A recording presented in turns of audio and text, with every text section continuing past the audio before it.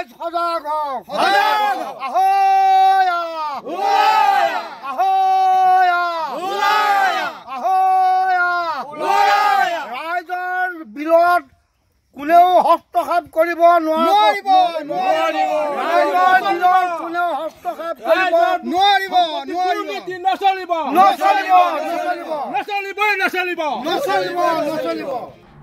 জামুগুৰিহাটৰ পানপুৰ চেঙেলিমাৰাত ৰাইজে বেদখলমুক্ত কৰিলে এখন মাছৰ বিল। বেদখলমুক্ত কৰিবলৈ ওলাই আহিল শ শ ৰাইজ। গাঁওখনৰ আলিমুৰা নামৰ ৰাজহুৱা মাছৰ বিলখন কুচক্ৰান্তৰে বেদখল কৰি আছিল পদ্মকান্ত দাসৰ লগতে তেওঁৰ পৰিয়ালে। ৰাইজে ৰাজহুৱা সভা অনুষ্ঠিত কৰি মাছৰ বিলখন ৰাইজক গতাই দিবলৈ কেইবাবাৰো বেদখল কৰা ব্যক্তিজনলৈ জাননী প্ৰেৰণ কৰিছিল যদিও ৰাইজৰ কথাত গুৰুত্ব দিয়া নাছিল পদ্মকান্ত দাস আৰু তেওঁৰ পৰিয়ালে। অৱশেষত আজি এইদৰে ৰাইজ ওলাই আহি বেদখলমুক্ত কৰিলে ৰাজহুৱা মাছৰ বিলখন। ব্যুৰো ৰিপৰ্ট, লেংডন বাতৰি।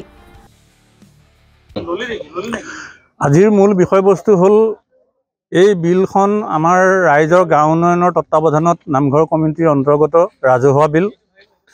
বিলখন আজি 65-70 বছৰ ধৰি আমাৰ পূৰ্বপুৰুষসকলৰ তত্বাৱধানত বিলখন ৰাখি থৈ গ'ল আৰু যাৰ উপাৰ্জন স্বৰূপে ইয়াৰ এটা আৰ্থিক আমাৰ আমদানিৰ এটা স্থল হয়।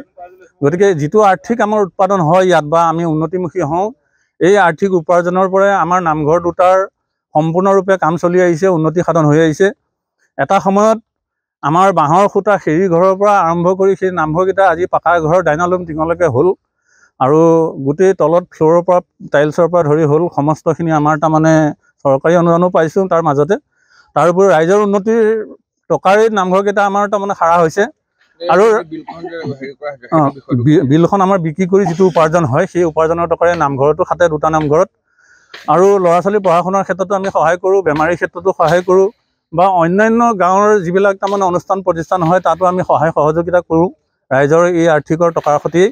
গতিকে এই বিলকেইখন এতিয়া ৰাইজৰ চকুত পৰি কিছুমানৰ তাৰমানে আগ্ৰাসন কৰাৰ ইয়াত কুচক্ৰান্ত বা অভিসন্ধি চলিছে, যাৰ বিনিময়ত এতিয়া ৰাইজৰ বিলৰ মাজত এটা পুখুৰীৰ সৃষ্টি হ'ল। এই গাঁৱৰে বাসিন্দা তথা পূৰ্বৰ আমাৰ প্ৰাক্তন সভাপতি শ্ৰীযুত পদ্মকান্ত দাস, তেখেতৰ পুত্ৰ শ্ৰী প্ৰবীণ দাস, তেখেতে এই পুখুৰীটো খন্দালে। প্ৰায় 2 লগিমান মাটি ভিতৰলৈ সোমোৱাই দি পেলাই তেওঁলোকে এই পুখুৰীটো খান্দি লৈ পেলাই আগ্ৰাসন কৰাৰ এটা অভিসন্ধি চলালে, যাৰ বিনিময়ত তেওঁলোকক আমি ন'টিছ কৰিছিলোঁ। ন'টিছ কৰি 3খনকৈ মিটিঙত তেওঁলোকক আমন্ত্ৰণ জনাই আনি আমি আলোচনাত বহিছিলোঁ আৰু আমি অনুৰোধ কৰিছিলোঁ ৰাজহুৱাভাৱে যে আপুনি যিটো কাম সংগঠিত কৰিলে সেই কামটো অতি সোনকালে মষিমূৰ কৰক আৰু ৰাইজৰ বিলখন আগ্ৰাসন কৰাৰ চেষ্টা নকৰি ৰাইজক এৰি দিয়াৰ ব্যৱস্থা কৰক বুলি আমি কৈছিলোঁ।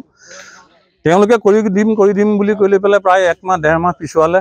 অৱশেষত আজি 4 দিন 5 দিনমানৰ আগৰ এখন মিটিঙত তেওঁলোকে নোৱাৰোঁ বুলি আমাক স্বীকাৰ কৰিছে।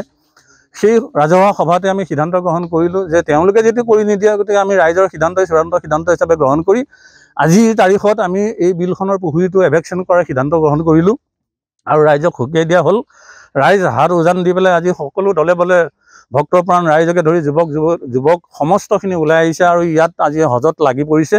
লাগি পৰি পুখুৰীটো এভেকশ্যন কৰাৰ ক্ষেত্ৰত কৰ্মত বৰ্তমান লাগি আছে। গতিকে আমাৰ পৰিকল্পনা হ'ল কি ৰাইজৰ সম্পদ সুৰক্ষিত হৈ থাকিব লাগে আৰু ৰাইজৰ এই বিলকেইখনৰ পৰা অদূৰ ভৱিষ্যতে আমাৰ ভৱিষ্যত প্ৰজন্মলৈও আমি কিবা থৈ যাব লাগিব বা উন্নতি সাধন কৰিব লাগিব। ৰাইজৰ সম্পদ আমি হেৰাই দিব নোৱাৰোঁ। গতিকে ৰাইজ একত্ৰিত হৈ আছে আৰু ৰাইজে এই ক্ষেত্ৰত আমাক নানান দিহা পৰামৰ্শ দি আমাক সকাহ দি আহিছে যে ৰাইজ সদায় একত্ৰিত হৈ থাকিব আৰু গাঁও উন্নয়নৰ পক্ষত থাকিব, নামঘৰ কমিটিৰ পক্ষত থাকিব। গতিকে গাঁও উন্নয়নে যি সিদ্ধান্ত লয় ৰাইজে তাত হাত উজান দিব। গতিকে এয়াই হ'ল আজি ৰাইজৰ মুখ্য উদ্দেশ্য।